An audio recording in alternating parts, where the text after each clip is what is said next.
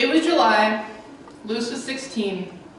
The main road that looped through the gathering stretched out in front of her, the trees tall enough on either side that the road was completely in shadow, and if Luce tilted her head back to stare up, the sky would be hidden.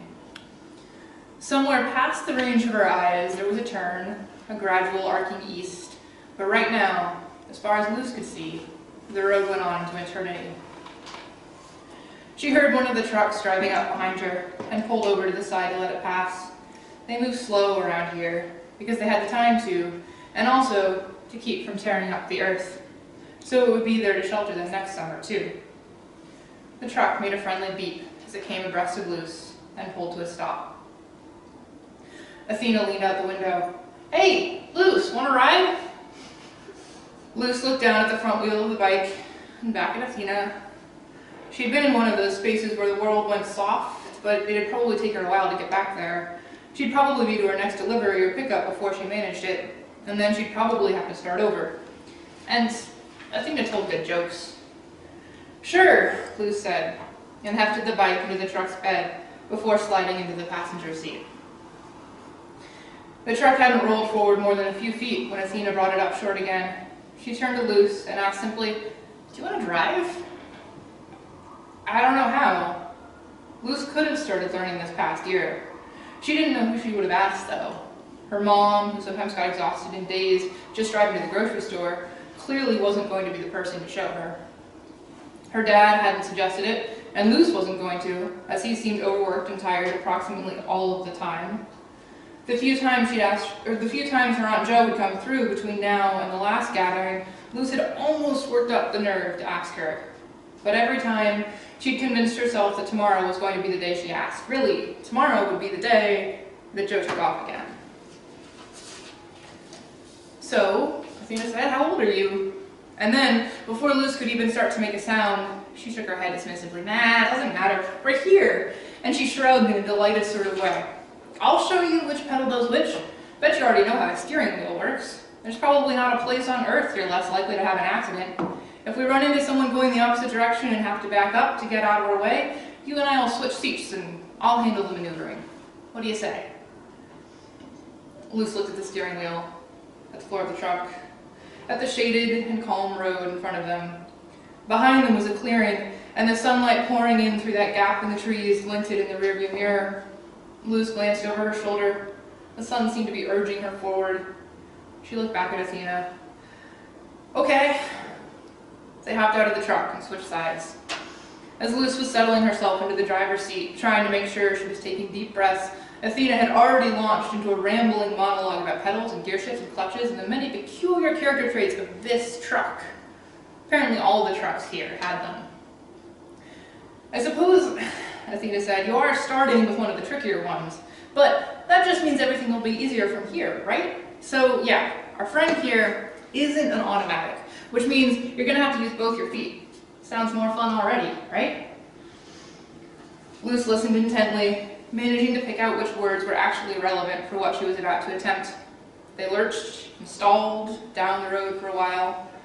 Luce thought she might be getting better at it, very slowly, but they were jolting and jittering and shaking a little less, and she was starting to understand the language the truck was speaking.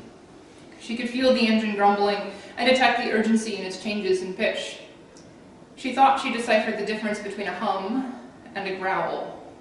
But when she felt a headache starting to niggle behind her eyes and glanced in the rearview mirror to see a trail of dust and exhaust behind them, she suggested they switch back. They were also getting closer to the area of the land where most of the women worked, and Luce didn't want to be seen hiccuping through the trees by everyone. "You're getting it," Athena insisted. "We're almost at the next clearing. Make it there, and then I'll take back over, okay?" The truck's wheel was hard, shiny plastic. It was larger than seemed necessary, with awkwardly spaced grooves that Luce supposed were for fingers, but not if your hands were the size hers were. She ran her palms around it once and nodded. They stuttered 4 times along the agreed-upon stretch of road, but they didn't stall once. A few days later, when Luce was dropping off a roll of twine and a small assortment of stone fruits at the archery range, Pat called her over. Luce wheeled the bicycle across the field slowly. It had been a long day. She was hot and dusty, and it already felt like lunch had been years ago. She'd snuck a plum from the collection of stone fruits and paused to eat it in one of the secluded, shaded spots on the small trail to the fern she'd taken to get there.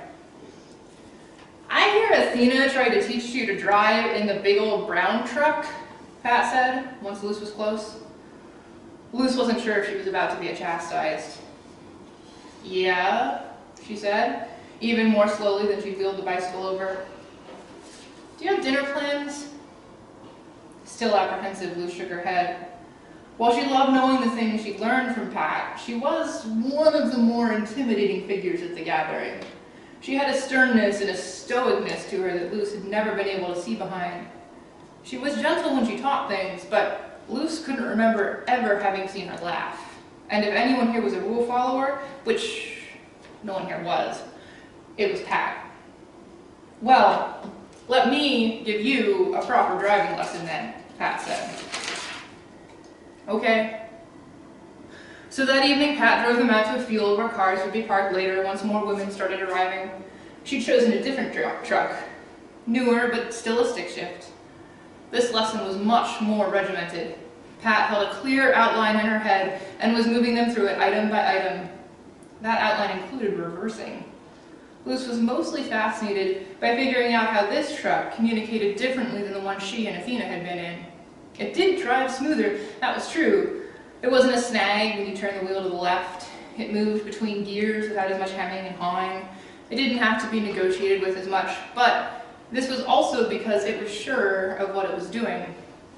And sometimes you just had to let it direct the drive for a moment.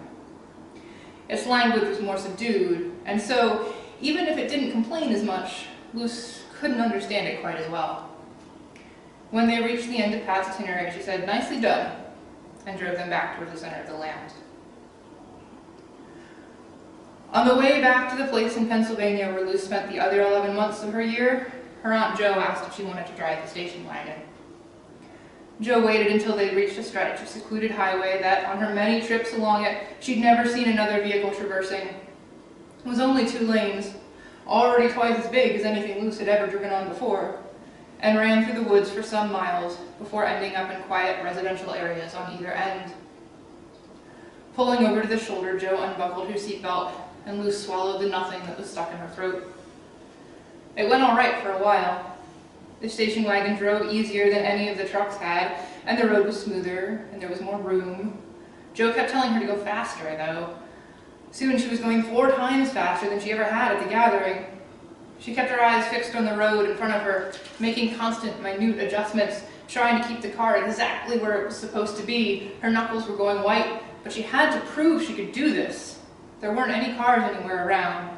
Jo was right next to her. She'd be all right.